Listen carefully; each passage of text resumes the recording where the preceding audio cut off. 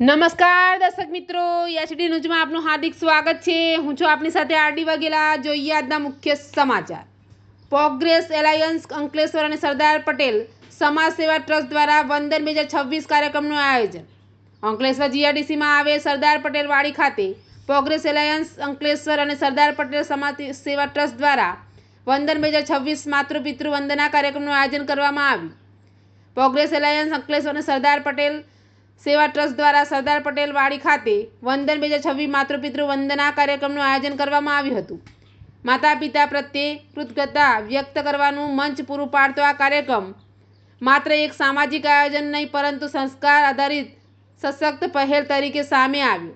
યુવા પેઢીએ જાહેર મંચ પર પોતાના માતા પિતાને નમન કરી આશીર્વાદ મેળવતા સર્જાયેલી ક્ષણોએ સમગ્ર કાર્યક્રમને ભાવ વિભોર અને ઐતિહાસિક બનાવી દીધો હતો।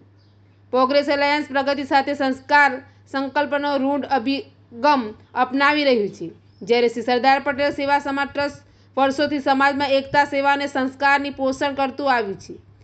બંને સંસ્થાના સંકલ્પ અને સુમેળથી વંદનને રાજ્ય સ્તરની ઓળખ પ્રાપ્ત થઈ છે। પ્રોગ્રેસ એલાયન્સના મેમ્બર દેવેન સાવલિયાએ જણાવ્યું હતું, અંકલેશ્વર માત્ર ઉદ્યોગ માટે નહીં પરંતુ સંસ્કાર માટે પણ ઓળખાય એ આ અમારો ધ્યેય છે।